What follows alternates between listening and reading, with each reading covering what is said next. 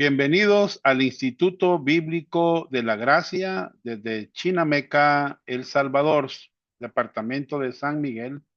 Les saluda el pastor Juan José Zelaya, pastor de la Iglesia de Dios, Fe y Gracia en Chinameca. Así que es un privilegio como pastor maestro poder compartir con ustedes, hermanos, la lección número 3, parte número 2.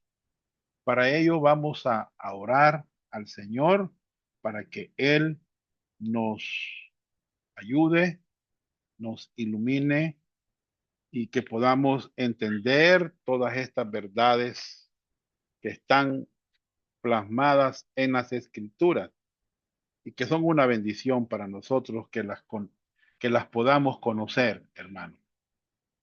Oremos, Padre Celestial, en esta noche te damos gracias por este privilegio, por la bendición de podernos reunir en esta mesa virtual, poder, Señor, estudiar tu palabra en esta preciosa hora.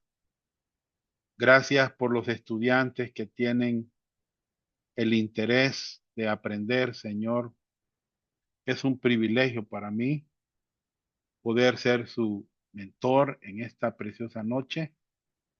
Y queremos iniciar temprano porque queremos aprender, Señor, y cubrir todo este tiempo que tú nos permites estudiar tu palabra. Gracias por esta carta de Primera de Pedro. Señor, es un privilegio para mí poder disfrutar estas verdades bíblicas. En el nombre de Jesús te lo pido.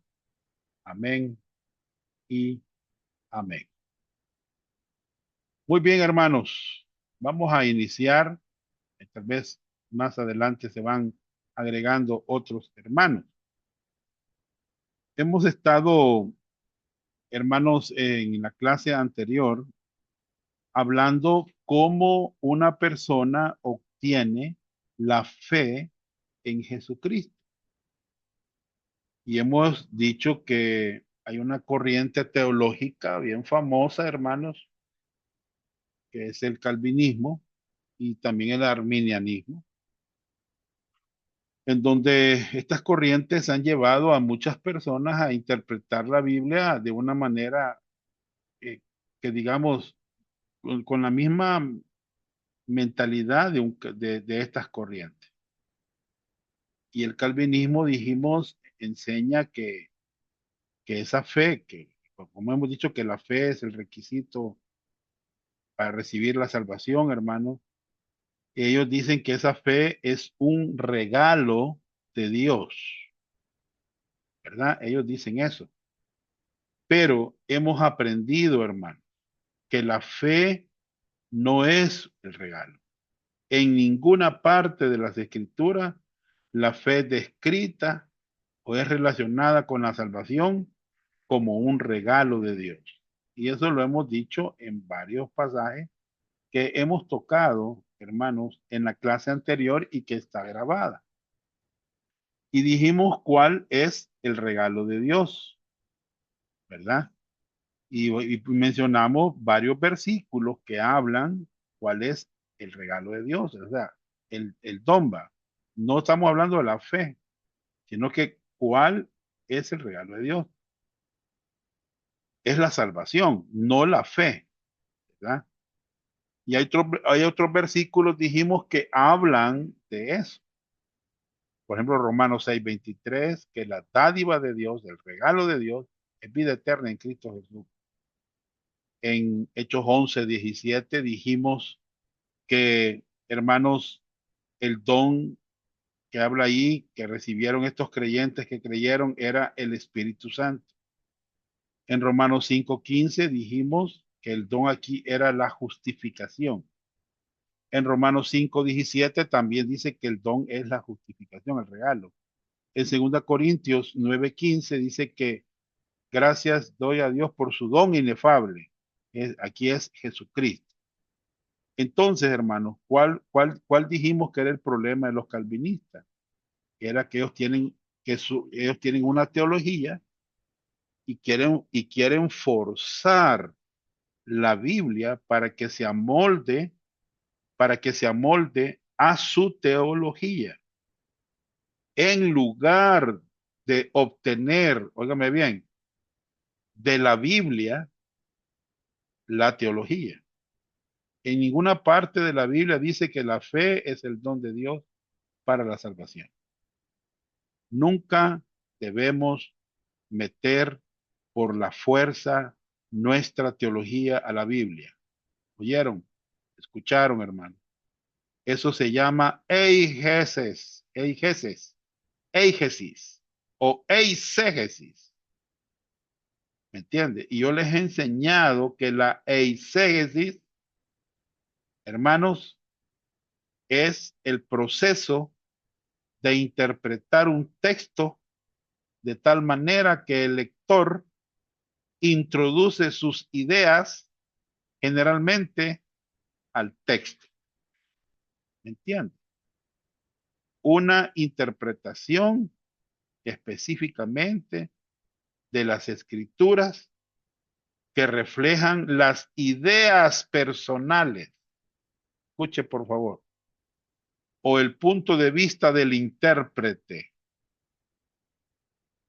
¿Me entiende? Esto es contrario a la exégesis. Acuérdese bien esto usted. Una cosa es eisegesis y otra cosa es exégesis. La exégesis es, en el griego, explicar el significado del pasaje. Es extraer, es interpretar. ¿Entiende? Este de exégesis es un concepto que involucra una interpretación crítica y completa de un texto. Netamente, hermanos, el exegeta ha investigado las palabras, ¿me entienden? Entonces, hermanos, un exegeta es un individuo que practica esta disciplina y la forma adjetiva es exegético. O sea, la palabra exégesis significa, vuelvo a repetir, extraer el significado de un texto dado. ¿Me entiende? La exégesis suele ser contrastada con la eisegesis. La eisegesis inserta las interpretaciones personales en un texto, pero la exégesis es diferente, hermano. Entonces tenemos que tener mucho cuidado nosotros, oigan bien, ¿verdad? Mucho cuidado. Entonces hemos estado viendo, hermanos, que la palabra fe o creer, hermanos, significa confiar o depender. ¿Me entienden? La palabra fe es pistis en el griego o pisteuo, lo cual significa creer, confiar o depender. ¿Me entiende? Entonces la palabra creer es un verbo, ¿ya? Hay otra palabra griega para fe y es pisteuo. ¿Me entienden? Creer es depender en, confiar en, ser persuadido a creer algo, ¿verdad? Entonces, hermano, también dijimos que la fe es como mirar. Dijimos eso, ¿me entiendes? Y como Moisés levantó la serpiente en el desierto, así es necesario que el Hijo del Hombre sea levantado. ¿O se acuerdan ustedes que cuando levantaron el asta, la gente solo tenía que mirar, hermano? Y no, o sea, la gente estaba siendo mordida por serpientes y solo tenían que mirar a la serpiente de bronce en el asta. Por eso dice un coro, una mirada de fe, una mirada es la que puede salvar al pecador. Ese coro lo hemos cantado muchas veces nosotros, ¿verdad? Entonces, esa es dependencia en lo que Dios ha dicho. ¿Entiendes? Entonces, hemos dicho que la fe no es no es el regalo, no es el don, ¿verdad? No es el don, fíjese bien. Es que ahora, hermanos, este, también hemos dicho que la Biblia, oigan bien, eh, habla siempre de vuestra fe, siempre habla de vuestra fe, la Biblia. Por ejemplo, en 1 Corintios 2:5 habla de vuestra fe. John MacArthur dice, por donde quiera que yo vaya, la gente me pregunta si la fe es el regalo de la salvación, ¿cómo puede hacerte responsable por no creer cuando Él no te dio el regalo? Y su respuesta es, no sé, dice John MacArthur. Pero nosotros sí sabemos, es que eso no es una doctrina bíblica, no tiene sentido. Miren, Dios va a enviar a la gente por no creer al infierno. Porque la gente que no se le da el regalo, el don de la fe, no tiene opción. ¿Ya? Van a ser condenados porque no se les dio la opción a creer. Nunca se les dio el regalo para creer. ¿Qué clase de Dios entonces es ese, hermano, que tiene que darle el don de la fe para que crea una persona? Ese no es el Dios de la Biblia. ¿Me entiendes? El valor de nuestra fe no se encuentra en la naturaleza o cantidad de fe, hermano, sino en el objeto de su fe. ¿Me entiendes? Eso es lo que la fe salvadora no es una clase de fe especial, sino fe en el objeto especial de la salvación. No sé si me explico. Estoy hablando, hermanos, que la fe tiene valor dependiendo en quién, hermanos, pone su confianza. ¿En quién está poniendo su confianza? Depende del objeto en el que se pone la confianza. ¿Me entiendes? Qué tremendo, ¿verdad? Hermanos, John MacArthur dice, la gente me pregunta si la fe es el regalo de Dios para ser salvo, ¿qué hago para recibir ese regalo?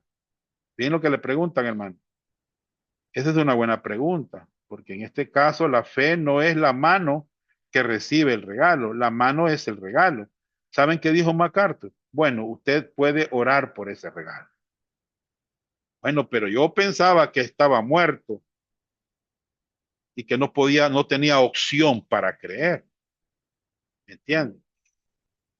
Hermanos, el verdadero problema está en la enseñanza calvinista. La fe no se merece. Así es consistente con la gracia de Dios. ¿Me entienden? Bien, ahora vamos a entrar en la segunda parte. Dice la letra H en su folleto. Los incrédulos, los cuales están espiritualmente muertos, son capaces de ejercitar la fe en Cristo Jesús. Si lo deciden y son responsables ante Dios por su incredulidad. Y ahí están los pasajes. Marcos 9:23. Vuelvo a repetir. Los incrédulos, los cuales están espiritualmente muertos, son capaces de ejercitar la fe en Cristo Jesús si lo deciden y son responsables ante Dios por su incredulidad. Vamos a ver lo que dice la Biblia al respecto. Miren, hermano, vamos a ver qué dice la Biblia. Marcos 9:23. ¿Qué dice? Jesús les dijo, si puedes creer, si puedes creer. Al que cree, todo le es posible. Bien, veamos el contexto de este pasaje. ¿Saben cuál es el contexto, hermanos, de este pasaje? Es sobre un hombre que estaba poseído por un demonio. Si usted lee el verso 20 al 22, antes del 23, hermano, El padre de este endemoniado, quiero hacer una pregunta. ¿Era creyente o era un incrédulo? ¿Alguien me quiere decir si el papá de este endemoniado era creyente o era un incrédulo?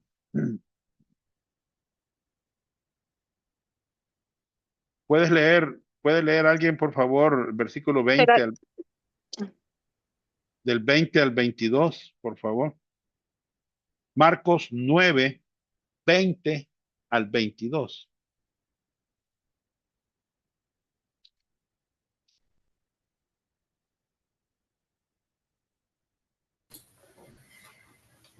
Marcos 9:20 al 22, ¿verdad, hermano? Sí, sí. Dice que en nombre del Padre, del Hijo y del Espíritu Santo. Y se lo trajeron, y cuando el espíritu vio a Jesús, sacudió con violencia al muchacho, quien cayendo en tierra se revolcaba, echando espumarajos. Jesús preguntó al padre, ¿cuánto tiempo hace que le sucede esto? Y él dijo, desde niño, y muchas veces le echan en el fuego y en el agua para matarle, pero si puedes hacer algo, ten misericordia de nosotros y ayúdanos. Muy bien. Entonces, estoy preguntando, ¿verdad? Este, el padre de este endemoniado era un creyente o un incrédulo. Lo voy a responder. Era un incrédulo. Este padre tiene a este muchacho que ha sido poseído por un demonio. ¿Qué le dijo Jesús a este padre? En el versículo 23. Hermanos, ¿qué le dijo? Si puedes creer, al que cree, todo le es posible. Muy bien. Hermano, entonces, ¿cómo es posible que no puede creer a un inconverso? Y aquí dice que sí puede creer. ¿Escucharon, va, lo que estoy diciendo? Hermano, la palabra sí, ¿sí? Aquí, miren, la palabra sí, veámoslo. Miren, esta palabra sí, miren, esta, sí. Esa palabra sí, en el griego, está en la primera clase de condición. ¿Qué quiere decir esto? ¿Qué quiere decir esto, hermano? Que está en la primera clase de condición. Yo asumo que tú puedes creer. Yo asumo que tú puedes creer. ¿Qué asumía Jesús aquí, hermano? Que los incrédulos pueden creer. Y nosotros tenemos que asumirlo también. Por eso es que debemos de predicar el evangelio. Porque sí, los incrédulos pueden creer. Fíjense bien. Sabemos, hermanos, que el Espíritu Santo tiene que convencerlos. Sabemos que el Espíritu Santo tiene que abrir sus ojos, pero también sabemos que ellos tienen que creer. Ellos pueden creer. Jesús lo dijo. ¿Por qué nosotros no podemos decir también lo mismo? ¿Me oyeron? ¿Verdad? Muy bien. Vamos a otro pasaje. Juan, eh, bueno, vamos a leer, no está este pasaje ahí, pero te lo voy a dar. Busquemos, por favor, Juan 5:39. ¿Está el hermano Saúl por ahí?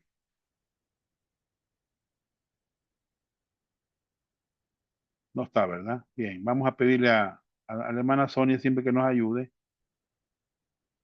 Juan 5:39. Amén. Escudriñad las escrituras porque a vosotros os parece que en ellas tenéis la vida eterna y ellas son las que dan testimonio de mí. Muy bien. Aquí Jesús está desafiando a estos hombres religiosos que asumen falsamente que tienen vida eterna, solo porque son judíos o porque ellos dicen que guardan la ley. ¿Y qué les dice el Señor? Escudriñad las escrituras, porque las escrituras dan testimonio de mí. Entonces, ¿cuál era el problema? Vamos a leer el 5:40, hermana Sonia. Siempre 5:39, 5:40. ¿Cuál era el problema? ¿Y no queréis venir a mí para que tengáis vida? Ah, bien, aquí está. Y no queréis venir. ¿Cuál era el problema, hermano? Les voy a decir cuál era el problema. Mire, este es el problema de mucha gente. No queréis venir. Entonces, ¿asumía Jesús que ellos podían venir a él? Sí, sí podían. Jesús lo dijo. Y no queréis venir a mí. Bien, la palabra venir, hermanos, ¿alguien me puede decir en qué voz está? Hay dos voces en el griego, la palabra venir. Está la voz activa y la voz pasiva. Pregunto, ¿en qué voz está la palabra venir? ¿Alguien me quiere contestar?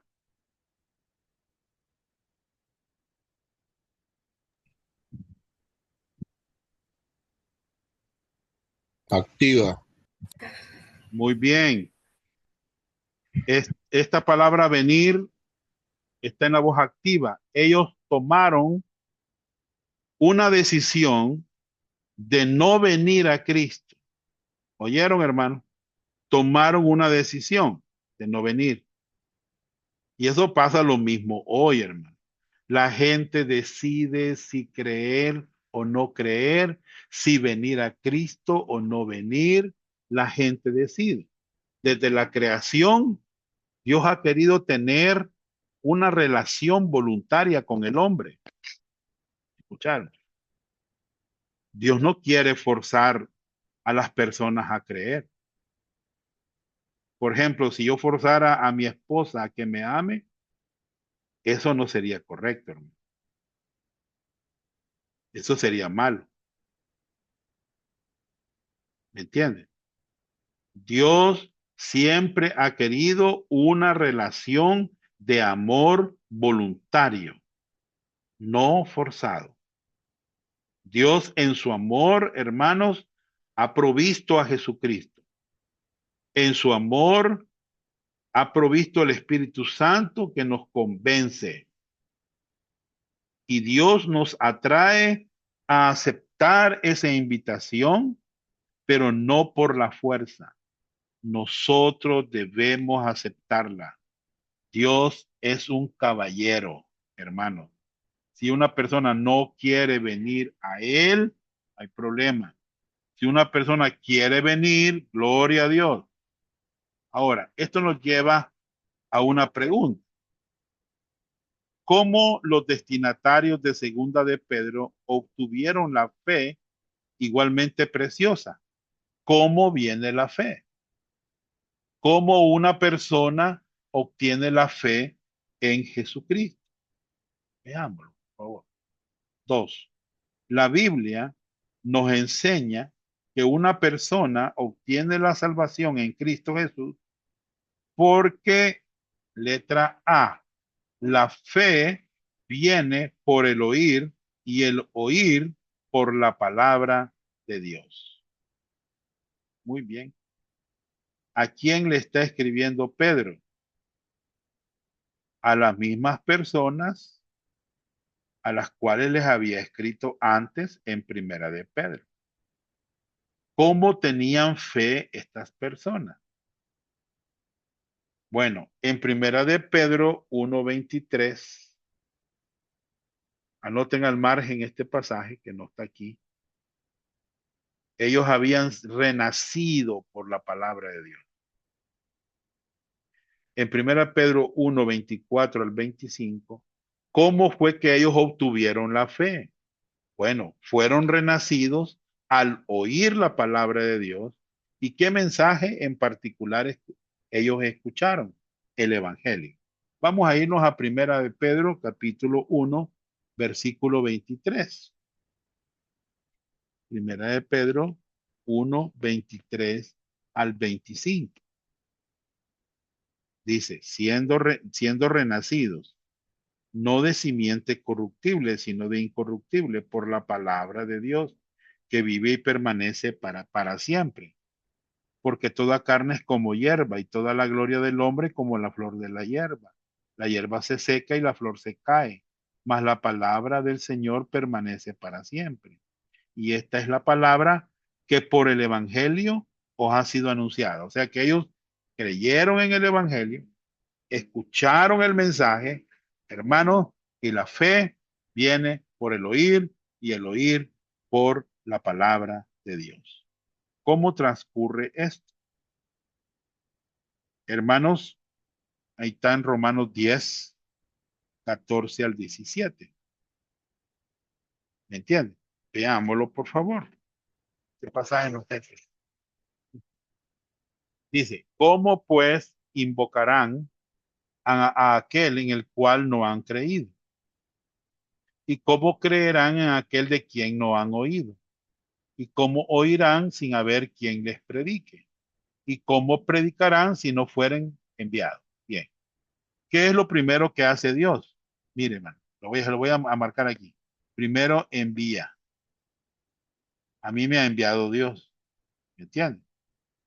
Y después de ser enviado, ¿qué es lo que yo he hecho? He predicado. Número dos, predica. Hay que predicar. Y al predicar, en tercer lugar, ¿qué van a hacer las personas? Van a oír, porque la fe viene por el oír. ¿Ya? Y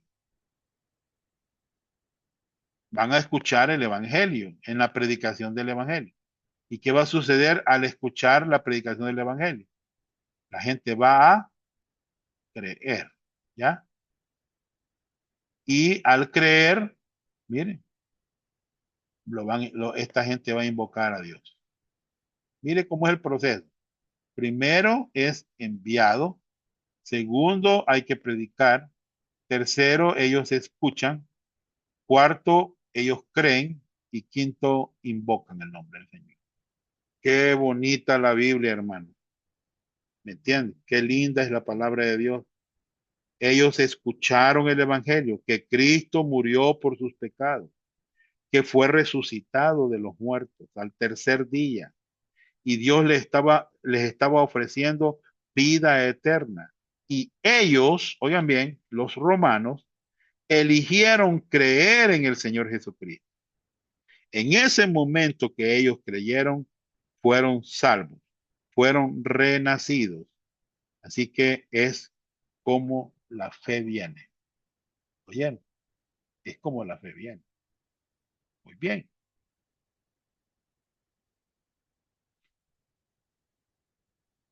Entonces dice Pablo, hermano, todos obedecieron al Evangelio. O sea, esta palabra obedecer quiere decir creyeron en el Evangelio. No todos creyeron en el Evangelio. ¿Ya? Isaías lo dijo, Señor, ¿quién ha creído a nuestro anuncio? Entonces Pablo dice en Romano, así que la fe es por el oír y el oír por la palabra de Dios. Entonces hay que enseñar la palabra de Dios. Hay que predicar la palabra de Dios para que la gente pueda poner su fe en Cristo. Así fue como ellos obtuvieron la fe en Cristo. Dos, la Biblia nos enseña que una persona obtiene la salvación en Cristo Jesús porque A, la fe viene por el oír y el oír por la palabra de Dios. B, el Padre los atrae. San Juan 6, 44, 45.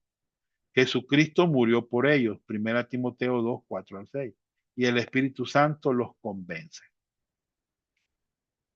Qué bueno esto, hermanos, lo que vamos a ver aquí.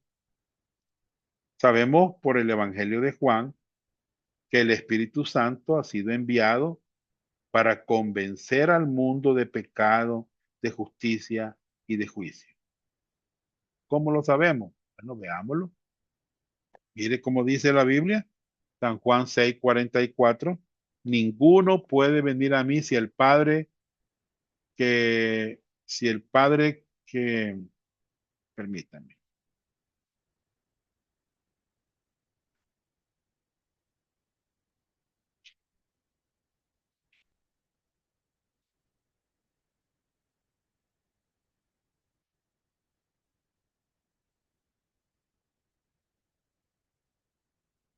seis cuarenta y cuatro. Mire cómo dice aquí. Ninguno puede venir a mí si el Padre que me envió no le trajere. No le trajere. Aquí está hay una palabra bien interesante, mire, hermano. Es la palabra, voy a tratar de subrayarse. Le trajere. Esa palabra. Y yo le resucitaré en el día postrero.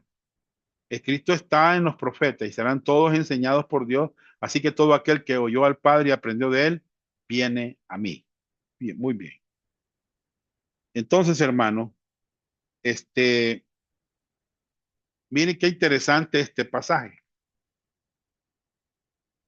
¿Quién está siendo atraído hoy en día? Bueno, antes de mencionar esto, quiero explicar la palabra esa, le trajere, del griego elko. Bien, quiero explicar esto. Diferencia entre elko y suro. Bien, elko, atraer. Se diferencia de suro de una forma en que atraer se diferencia de un arrastrar, digamos así, en un arrastre violento. ¿Ya? Elco es un atraer interno por impulso divino. Quiero que entiendan la diferencia. ¿Entienden? Eh, Estoy tratando de explicar esto, hermano. ¿Verdad? Bien. Vaya, la diferencia entre elco y suro es que Dios te atrae, ¿ya? Internamente por un impulso divino. Pero suro es atraer arrastrado violentamente. ¿Me entiendes? Vaya. Suro, atraer, arrastrar, alar. Se usa de una red, en San Juan 21:8, de arrastrar violentamente a personas, Hechos 8, y ahí está. Arrastraron, y ahí están las referencias. ¿Entiendes? Vaya, ahora, hermano, elco es, es una atracción interna. Dios te atrae, pero suro es algo violento, te atrae, te arrastra, ¿me entiendes? Bien, este, estamos viendo, hermanos, el pasaje de San Juan 6, ¿ya? Ninguno puede venir a mí si el Padre que me envió no lo trajere. En eso estamos ahorita aquí, ¿ya? Ahora, Él se encarga de atraerlo. Muy bien. Ahora, hermanos, internamente, fíjense bien. Ahora, ¿qué más vemos en el pasaje, en el punto que estamos tocando, hermanos? Estamos viendo de que el Padre lo atrae, Jesucristo murió por ellos, dice 1 Timoteo 2:4 a 6, el cual quiere que todos los hombres sean salvos y vengan al conocimiento de la verdad, porque hay un solo Dios y un solo mediador entre Dios y los hombres, Jesucristo hombre, el cual se dio a sí mismo en rescate por todos, de lo cual se dio testimonio a su debido tiempo. Muy bien. Entonces Jesucristo murió, ¿verdad? Él murió, él dio su vida, ¿verdad? En rescate. Y también dice que va a usar al Espíritu Santo para convencerlo al inconverso. Pero yo os digo la verdad, os conviene que yo me vaya, porque si no me fuere, el Consolador no vendría a vosotros, más si me fuere, os lo enviaré. Y cuando Él venga, convencerá al mundo de pecado, de justicia y de juicio. De pecado, esto es bien interesante, miren, de pecado por cuanto no creen en mí. O sea que este es el problema del ser humano, de que no quiere creer en Jesucristo. Muy bien. De justicia por cuanto voy al Padre y no me veréis más, y de juicio por cuanto... Entonces, ¿quién está siendo atraído hoy en día? Bueno, hermano, mire, vamos a ver, aquí está San Juan 12. Lo voy a leer, 32 y 33. Y yo, si fuere levantado de la tierra, a todos atraeré. Ahí está Elco, ¿ya? A mí mismo. Y decía esto dando a entender de qué muerte iba a morir. Bien. ¿Qué quiere decir levantado de la tierra? Está hablando, hermanos, de ser levantado en la cruz. Y yo, si fuere levantado de la tierra, a todos atraeré. Elco, a mí mismo. Está hablando de ser levantado en la cruz, hermano. Y ahora Dios está atrayendo a todas las personas a Él. ¿Por qué? Porque Dios no está dispuesto a que ninguno perezca. Él quiere que todos sean salvos. Cristo murió por todos para que todos puedan ser salvos. Lo dice Pedro, hermano, en el capítulo 3, que el Señor no retarda su promesa, según algunos la tienen por tardanza, sino que es paciente para con nosotros, no queriendo que ninguno perezca, sino que todos procedan al arrepentimiento, que cambien su manera de pensar, que no estén confiando en sus obras, que no estén confiando en su religión, que no estén confiando, que acepten, que reciban por la fe, hermanos, el pago que Dios ha hecho por medio de su Hijo en la cruz del Calvario. Muy bien. Entonces Dios está tratando de atraer a las personas internamente. Él fue levantado en la cruz para atraerlos, para atraerlos. Bien, otra pregunta, ¿cómo es que Dios los está atrayendo? Bueno, Él está utilizando otras cosas. Por ejemplo, por medio de la creación y la conciencia y el evangelio de Cristo. ¿Entienden? Eso lo dice Romanos 1, 14 al 20. Dice, a griegos y a no griegos, a sabios y a no sabios, soy deudor. Así que en cuanto a mí, pronto estoy en anunciaros el evangelio. Aquí está. Dios está utilizando el evangelio. También a vosotros que estáis en Roma. Porque no me avergüenzo del evangelio, porque es el poder de Dios para salvación a todo aquel que cree, al judío primeramente y también al griego. Porque en el evangelio la justicia de Dios se revela por fe y para fe. Como está escrito, mas el justo por la fe vivirá. Porque la ira de Dios se revela desde el cielo contra toda impiedad e injusticia de los hombres que detienen con injusticia la verdad. Porque lo que de Dios se conoce les es manifiesto, pues Dios se los manifestó. Porque las cosas invisibles de Él, su eterno poder y deidad, se hacen claramente visibles desde la creación del mundo, siendo entendida por medio de las cosas hechas, de modo que no tienen excusa. Hermanos, la creación es una de las, ¿cómo les puedo llamar esta palabra? De los,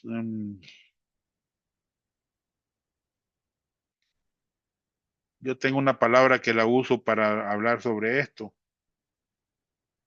Las dinámicas del evangelio, las dinámicas que Dios utiliza para atraer una persona. Una de ellas es la creación. Todo lo que vemos, hermano, lo hecho, lo realizado, detrás de todo esto hay un arquitecto y dice que pueden ser entendidas por medio de las cosas hechas, de modo que no tienen excusa. Otra cosa que Dios usa, hermano, es la conciencia. ¿Entiendes? Aquí está, lo que Dios se conoce, les he manifestado, pues Dios se los manifestó. ¿A dónde? En la conciencia. ¿Ya? En la conciencia, hermano. ¿Ya? Entonces, Dios utiliza la creación, la conciencia y el evangelio para atraer a las personas. ¿Puede una persona resistirse a ser atraída, convencida por Dios? Esta es una buena pregunta. Sí, sí, puede. Puede una persona resistirse a ser atraída, convencida por Dios. Lo voy a mostrar. Aquí está. Una dice, no queréis venir. a mí. Bien, aquí también, no quieren venir. Y es cierto, hermano, a la gente le gusta más el mundo, ¿va? Los placeres, los deleites, ¿me entiendes? No quieren venir, pues, porque piensan que tal vez es aburrido esto. No queréis venir. Veamos otro. Miren, miren, duros de cerviz e incircuncisos de corazón, de oídos. Vosotros resistís siempre al Espíritu Santo. Miren, hermano, qué tremendo, ¿verdad? ¿Puede una persona resistir o ser atraída? Sí, sí, hermano.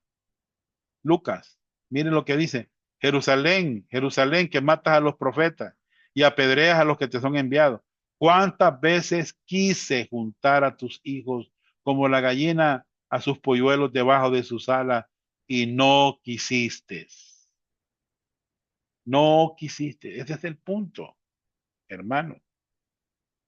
La gente no quiere. ¿Me entiende? Muy bien. ¿Qué debes de identificar en la frase haber alcanzado? O sea, que a quienes les está escribiendo Pedro en su segunda carta, les dice que ellos habían alcanzado una fe, ¿verdad? Preciosa, ¿verdad? O sea, de gran valor, ¿verdad? ¿En qué voz está eso de habéis alcanzado? Hermano, es una decisión que ellos habían tomado. Está en la voz activa. Si fuera pasiva, entonces Dios daría el don de la fe para que ellos creyeran. Pero aquí está en la voz activa. Es una decisión que ellos habían tomado. Ellos escogieron creer en Cristo. Fue una acción voluntaria. La palabra alcanzado también está en la voz activa. Hermanos, qué tremendo va. ¿Quién es el objeto de la fe? Jesucristo. ¿Qué significa igualmente preciosa? De gran valor.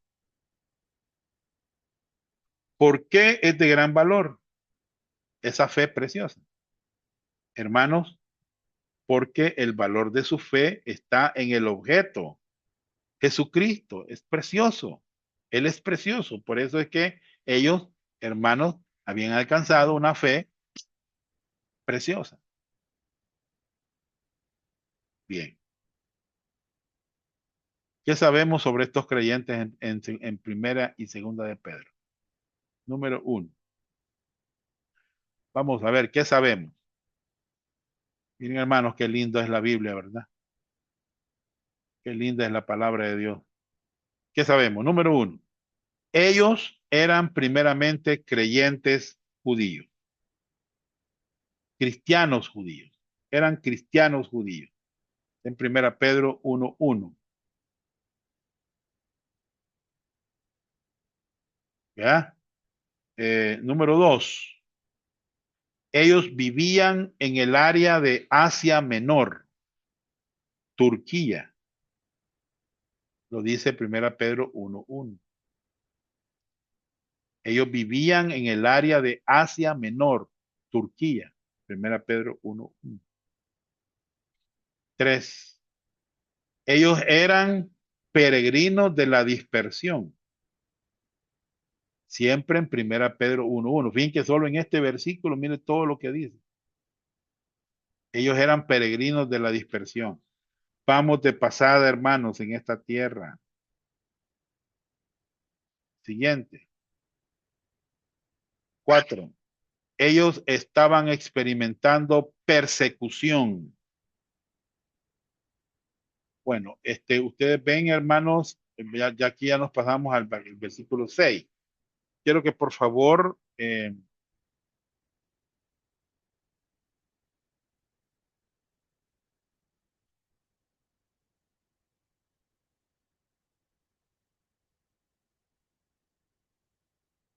hermana Sonia, puede leérmelo.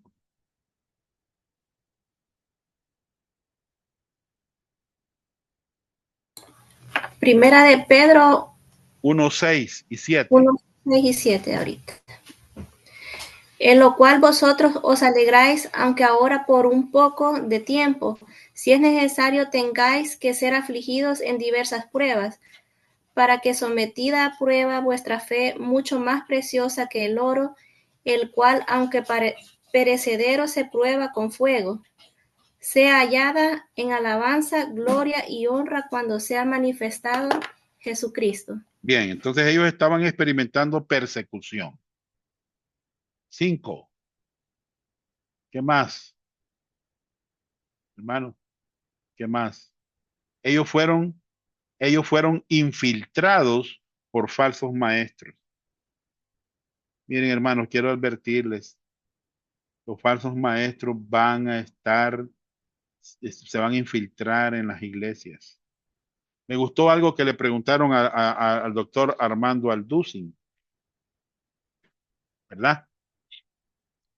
Y le dijeron que la pregunta fue que si los últimos días que estemos viviendo va a haber un avivamiento en la iglesia. Y él le dice, ¿a dónde está eso en la Biblia? Yo no veo eso en la Biblia, le dice el hermano Armando Alducin. Lo que yo veo que va a haber apostasía, le dice. Va a haber, le dijo, muchos apostatarán de la fe, escuchando espíritus engañadores y doctrinas de demonios. Y empieza, hermano Alducin, a decirle, hermano, y que la iglesia, hermanos, no va a terminar la evangelización del mundo. ¿Oyeron lo que acabo de decir? La iglesia no va a terminar la evangelización del mundo. La iglesia va a fracasar, hermanos, en la evangelización del mundo. Oigan, hermano, lo que hermano Alducin dijo.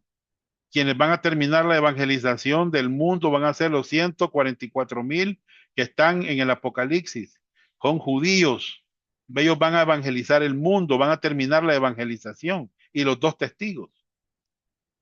Miren, hermano, ese hombre se puso, y yo digo, qué tremendo cuando un pastor maestro conoce las escrituras.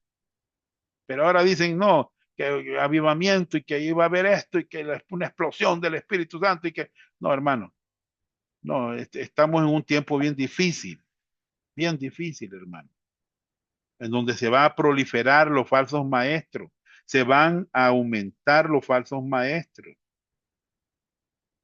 Y eso lo vamos a ver en segunda de Pedro. La fecha aproximada de esta epístola fue en el año 65 después de Cristo. La persecución contra los cristianos ya había comenzado por un hombre llamado Nerón, que estaba persiguiendo a los creyentes. Ahora, ¿por qué fue escrita esta segunda carta? Fue escrita, hermanos, a causa de los falsos maestros. Y vamos a aprender de ellos, hermanos, en las siguientes clases. Muy bien. Aquí terminamos la parte B de Segunda de Pedro. Lección 3. Muy bien.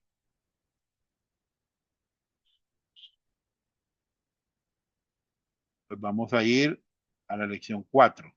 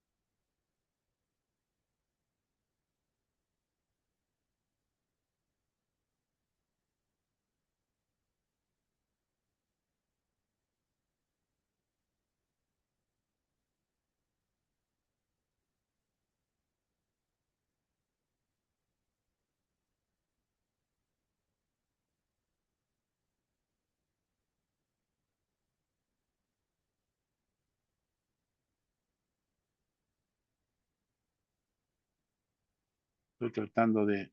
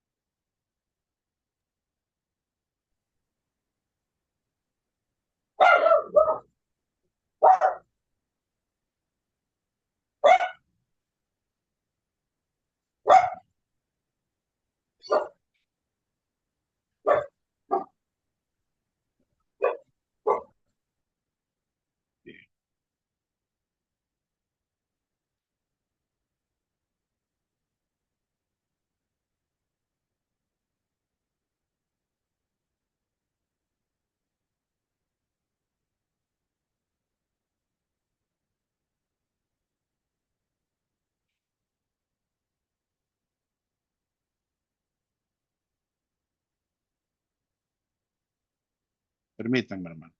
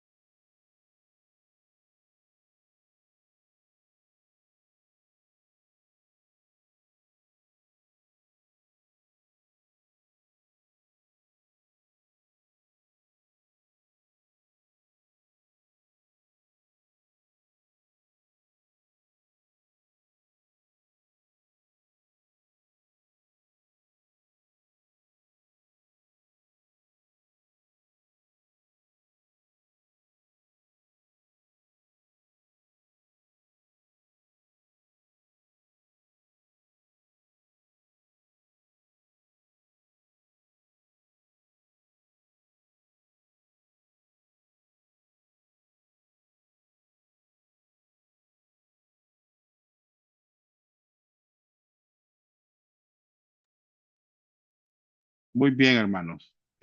Vamos a ver ahora la lección número 4, parte uno. Tenemos algunos minutos todavía mientras hermano Milton entra, pero vamos a grabar la parte uno de la lección número 4.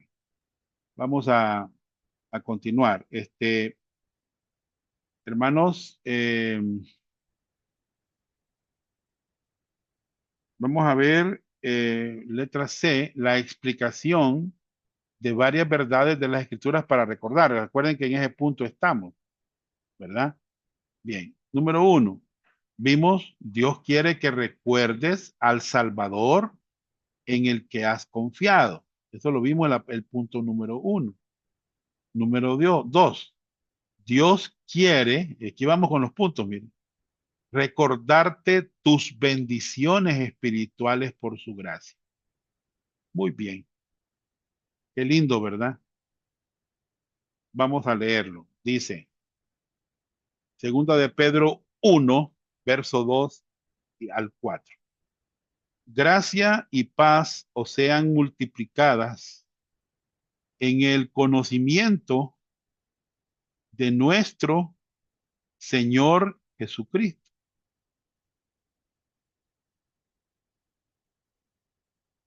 ¿Sí? Como dice, como todas las cosas que pertenecen a la vida y a la piedad nos han sido dadas, ¿verdad?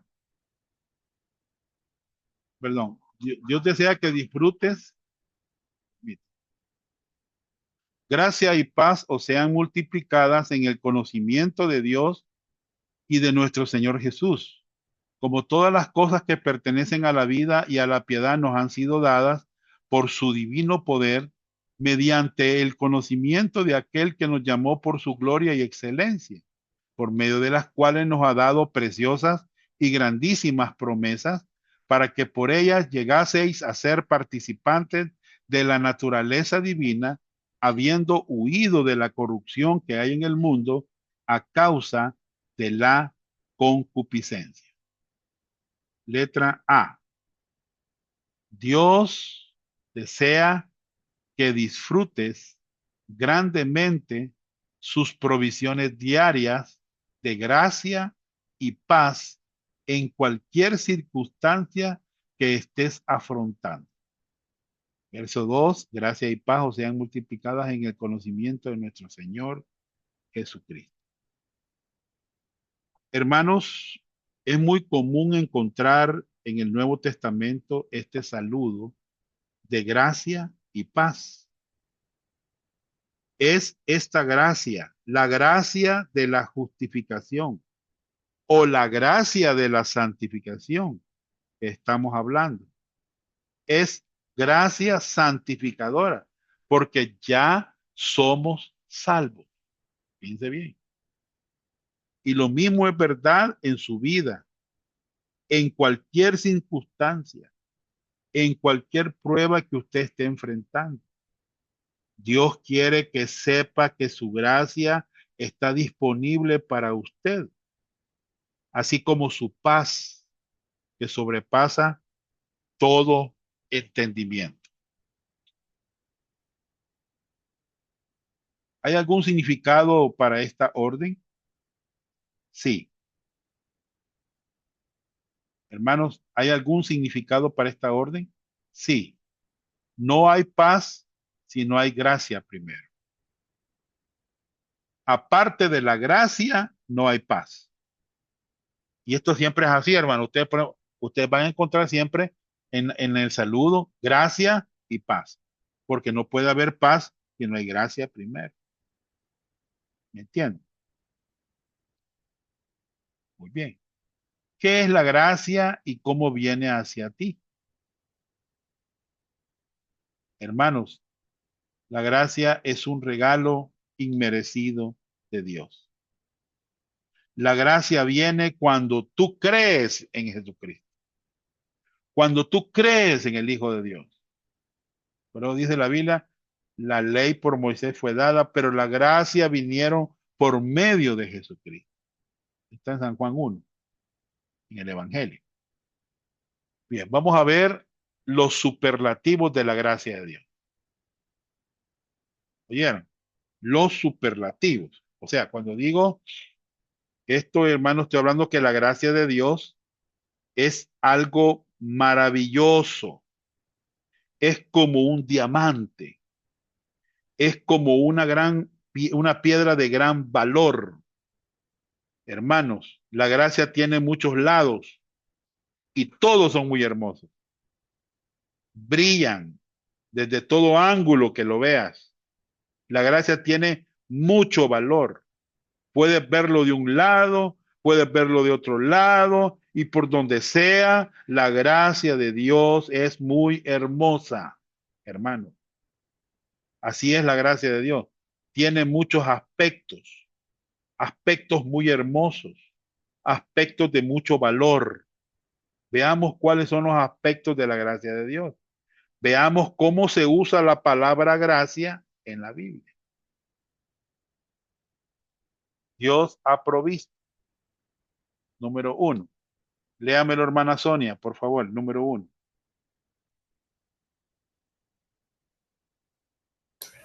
Gracias, Salvadora. Muy Quiero leer. bien. Ajá. Para los incrédulos, ¿verdad? Gracia salvadora para los incrédulos. Efesios 2, 8 y 9. ¿Qué dice la Biblia acá? Porque por gracia sois salvos por medio de la fe. Y esto no de vosotros, pues es don de Dios, no por obras para que nadie se gloríe. Esto es la gracia que ha provisto la salvación a través de la fe. ¿Fe en quién? Fe en Jesucristo, hermano.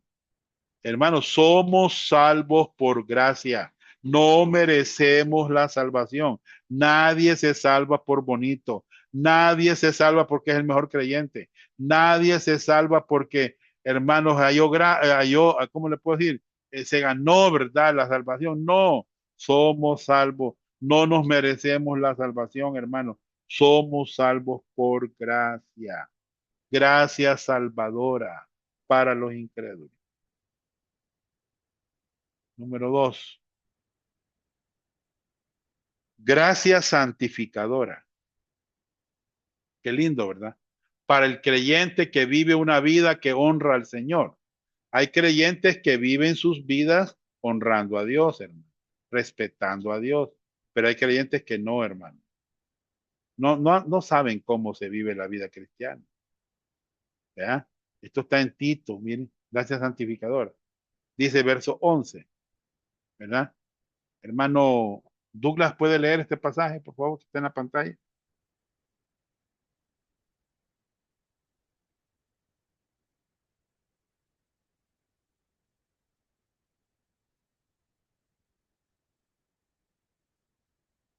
O la hermana Sonia, si no está Douglas ahí, pero la hermana Sonia puede leer. Como no, aquí estoy. Lo que pasa es que Va. no puedo ver bien Ya. Bien. Entonces, hermana Sonia, léanos, por favor. Gracias, Douglas. Dice Tito 2:11 al 14, porque la gracia de Dios se ha manifestado para salvación a todos los hombres, enseñándonos que, renunciando a la impiedad y a los deseos mundanos, vivamos en este siglo sobria, justa y piadosamente, aguardando la esperanza bienaventurada y la manifestación gloriosa de nuestro gran Dios y Salvador Jesucristo, quien se dio a sí mismo por nosotros para redimirnos de toda iniquidad y purificar para sí un pueblo propio, celoso de buenas obras. Gracias. Imagine lo que es Tito. Mire, una vez le pregunté a un pastor, mire, ¿usted sabe qué dice Tito 2:11, 12 y 13? Tito 2:11, 12, no, fue que no sé, mire. Imagine, hermano, un pastor no sabía este pasaje. Ya, la tristeza va. Vale, si ustedes observan acá, hermano, dice aquí que la gracia de Dios se ha manifestado para salvación a todos los hombres. Ya vimos que somos salvos por gracia. ¿Ya? Muy bien. Pero ¿qué me enseña a mí la gracia? ¿Qué me enseña? Aquí dice el verso 12. Enseñándonos. Muy bien. La gracia no fue diseñada para andar pecando. ¿Verdad? Como dicen aquella secta de salvo siempre salvo. ¿Verdad? Que aunque yo ande borracho, ande allá en el mundo perdido, yo siempre soy salvo. Hermano, ellos han malinterpretado la gracia. La gracia no está diseñada para andar pecando. La gracia me enseña, aquí dice, lo acabo de mencionar. ¿A qué me enseña? Bueno, a renunciar, mire, a la impiedad, mire, y a los deseos mundanos, mire, hermano, y vivamos, mire cómo debemos de vivir en este siglo. ¿Cómo voy a vivir?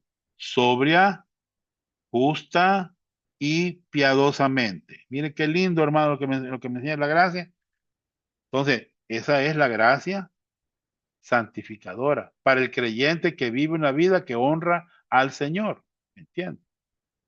Bien. 3. Gracia fortalecedora. Imagine qué lindo esto. Para hacer la voluntad de Dios y cumplir su plan. Hermanos, qué tremendo, ¿va? Gracia fortalecedora para hacer la voluntad de Dios y cumplir su plan. Eso está en 2 Timoteo 2:1. Observen lo que dice este pasaje. Miren, gracia fortalecedora. Oiga bien lo que dice. Tú pues, hijo mío, esfuérzate en la gracia que es en Cristo Jesús. Esta palabra esfuérzate en el español está en la voz pregunto. Pregunto, hermano. A ver, vamos a ver cómo estamos ahí.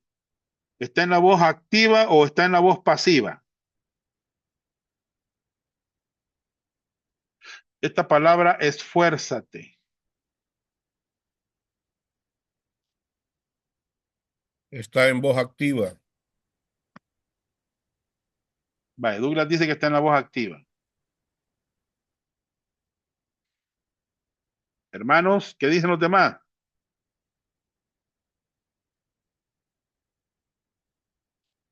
Voy a decir una cosa, lo que Douglas tiene razón. En el español está en la voz activa. Aquí como que me está diciendo, esfuérzate, Johnny, ¿verdad? Está en la voz activa, pero no, hermano, en el griego no está en la voz activa. Sí, En el, porque tiene que ser en la gracia. sí, en el griego está en la voz pasiva. ¿Me entiende? Es la palabra endunamo, conjugada en la voz pasiva. ¿Oyeron, hermano? O sea que tú te estás esforzando en la gracia, que es en Cristo Jesús. ¿Me entiendes? La gracia te fortalece, hermano. Mira cómo dice aquí. Tú, pues, hijo mío, sé fortalecido en la gracia que es en Cristo Jesús. Esta es la Biblia de King James. Es la Biblia de los americanos. de los gringos. Ella sí traduce exactamente lo que quiere decir en el griego el pasaje. Tú pues, hijo mío, sé fortalecido en la gracia que es en Cristo Jesús. ¿Estamos, hermanos? Ese es en la King James. Vamos a ver si hay otras aquí. Segunda Timoteo, el Nuevo Testamento de Biblia al día, el del 79. Miren lo que dice, mi hermano, en otra versión. Timoteo, hijo mío, apropiate de la fuerza que te da, que Jesucristo te da. Miren, eso está en la Biblia al día de 1979. NT Biblia al día, en 79. Apropiate de la fuerza que Jesucristo te da. ¿Ya? Entonces vemos acá, hermanos, tres versiones, ¿verdad? La Reina Valera, hijo mío, esfuérzate en la gracia que es en Cristo Jesús. La King James, tú pues, hijo mío, sé fortalecido en la gracia que es en Cristo Jesús. Y la otra que no la conozco mucho, esa versión, NT Biblia al día, 79.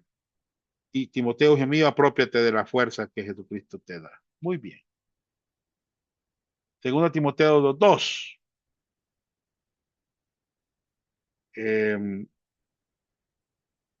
Acuérdense de dónde encontramos esa fuerza, de lo que estamos hablando acá. ¿A dónde la encontramos? ¿A dónde encontramos esa fuerza? ¿Miren dónde la encontramos? En la gracia. En la gracia. Mire, todas las versiones dicen en la gracia. ¿Ya? Muy bien. En la gracia, hermano. La palabra en puede traducirse por, o sea, a través de la gracia. ¿Dónde encontramos esa gracia entonces? Miren, hermano, ¿dónde la encontramos? Miren, en Cristo Jesús. Miren, es en Cristo Jesús. Miren, Jesucristo te da. Ahí encontramos la gracia. ¿Oyeron? Muy bien. Hoy vamos a 2 Timoteo 2:2. Lo que has oído de mí ante muchos testigos, esto encarga a hombres fieles que sean idóneos para enseñar también a otros. Eso es lo que Dios quiere que hagamos. Eso es lo que estamos haciendo con ustedes, hermanos, en el Instituto de la Gracia. Hemos tomado la palabra de Dios, se la estamos enseñando a ustedes para que ustedes la enseñen a otros, pero la fuerza para hacerlo viene del Señor, de la gracia. Él nos mantiene fuertes, no nosotros, a nosotros mismos. Y esto es solo por medio de la gracia que se puede encontrar en Jesucristo. ¿Entiendes? Otro superlativo de la gracia. Observen, gracia servidora,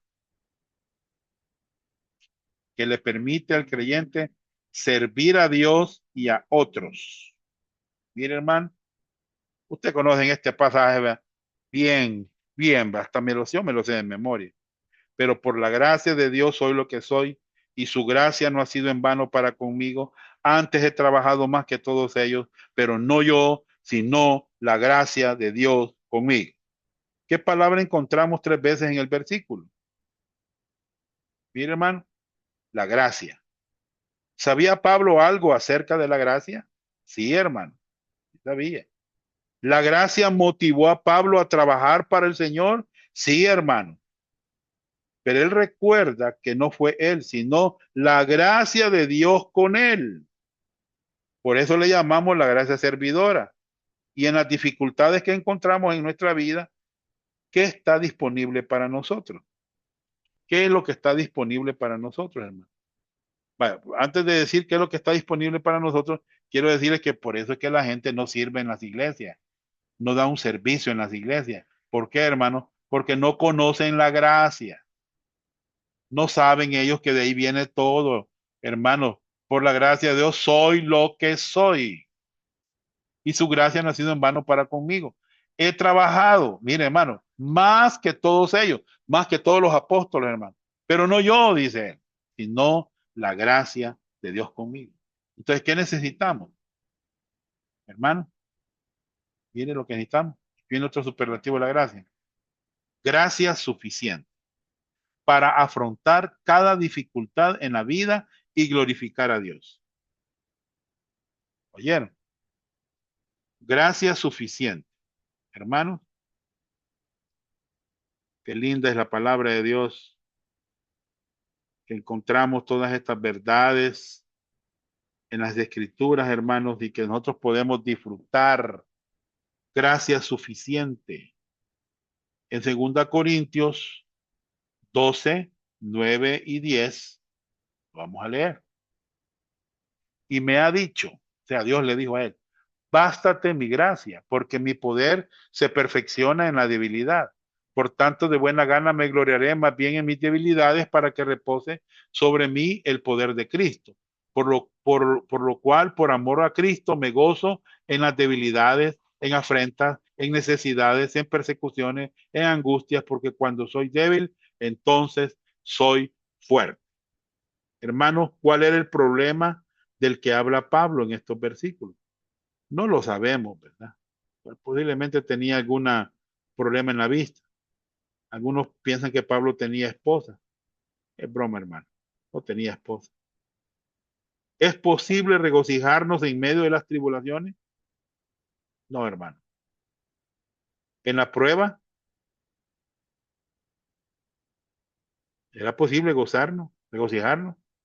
Es bien difícil, ¿va?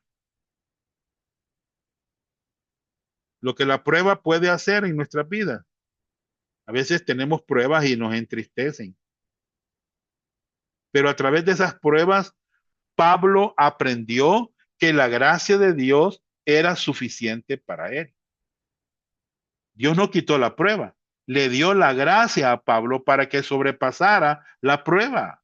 Bástate mi gracia. Mire qué lindo. Mire, bástate mi gracia. Mire, bástate mi gracia. ¿Qué le parece, hermano? Otro superlativo de la gracia de Dios que Dios ha provisto. Gracia en los sufrimientos que te sostienen y te hacen crecer por medio de las pruebas. Hermanos, esto es un tremendo versículo. Veámoslo. Dice Pedro, y está aquí, lo vamos a ver más adelante. Mas el Dios de toda gracia, que nos llamó a su gloria eterna en Jesucristo, después que hayáis padecido un poco de tiempo, Él mismo os perfeccione, afirme, fortalezca y establezca. Qué tremendo, hermano, lo que Pedro está diciendo en este versículo. Es un tremendo versículo. ¿Cómo se describe a Dios en este versículo? Mire, se describe como el Dios de toda gracia. Miren, hermanos, cómo lo describe Pedro. El Dios de toda gracia. Así lo describe Pedro. ¿Me entiende? Qué lindo, ¿verdad? Toda gracia para cualquier situación. Toda gracia para cualquier necesidad. El Dios de toda gracia. Pedro dice aquí, después que hayáis padecido un poco de tiempo, Dios nos da gracia en nuestro sufrimiento, mientras aprendemos a apoyarnos en Él. Muy bien. Y la última, 7. Gracia espectacular para que un día estemos con el Señor con su glorificación plena. Con una glorificación plena. Primera Pedro 1, del 10 al 13. Dice, los profetas que profetizaron, miren lo que profetizaron los profetas, de la gracia destinada a vosotros, inquirieron y diligentemente indagaron acerca de esta salvación, escudriñando qué persona y qué tiempo indicaba el Espíritu de Cristo que estaba con ellos, el cual anunciaba de antemano los sufrimientos de Cristo y las glorias que vendrían tras ellos. Mire, hermano, qué tremendo lo que Pedro está diciendo acá. ¿Ya? Hermanos, mire lo que Pedro está diciendo. Gracia espectacular, ¿verdad? Es la que estamos viendo, la última. Gracia espectacular. Mire lo que Pedro está diciendo. Mire, dice aquí que los ángeles, si usted lee hasta el versículo 13, a esto se les reveló que no para sí mismos, sino para nosotros administraban las cosas que ahora os son anunciadas, por las que os han predicado el Evangelio por el Espíritu Santo enviado del cielo, cosas en las cuales anhelan mirar los ángeles. Por tanto, ceñid los lomos de vuestro entendimiento de sobrio y esperad por completo en la gracia que se os traerá cuando Jesucristo sea manifestado. Fíjense que los ángeles, que habla de los ángeles, mire, los ángeles, mire, los ángeles están muy interesados en la gracia. Sí, hermano. Ellos están observando lo que Dios está haciendo. Porque los ángeles están, ¿por qué es que están tan interesados en la gracia? ¿Saben por qué, hermano? Porque Dios nunca ha mostrado su gracia a ellos, a los ángeles. Cuando los ángeles pecaron, ¿Dios proveyó salvación para ellos? No. Pero sí proveyó salvación para usted y para mí. ¿Por qué? No lo sabemos exactamente, pero debemos estar agradecidos, hermano. Debemos de estar agradecidos, porque Dios sí para nosotros proveyó salvación, ¿verdad? Muy bien. ¿Cuál es el contexto de esta gracia en el verso 2? Bueno, gracia en la vida cristiana. Fase 2, salvación. Oyeron, hermano, ya somos salvos por gracia. Ahora es gracia en la vida cristiana. Fase 2, santificación. Gracia en la vida cristiana. Pedro está escribiendo a creyentes que ya habían sido justificados y ahora estaban siendo santificados. Muy bien, terminemos. ¿Cuál es la paz que Dios quiere que experimentes cada día? La paz de Dios disponible para cada creyente. Muy bien, hermanos, en la salvación recibimos la paz con Dios, en la santificación podemos disfrutar la paz de Dios. Anoten al margen Filipenses 4, 6 al 7. Esto es lo que Dios quiere que experimentemos cada día de nuestra vida cristiana. Esta es la vida de fe y descanso. Cuando enfrentamos problemas, en vez de ponernos ansiosos, entreguemos esas pruebas al Señor en oración y Él va a darnos su paz. Oremos. Padre, gracias en esta hora por darme la oportunidad, Señor, de poder reunirme con mis hermanos y poder disfrutar de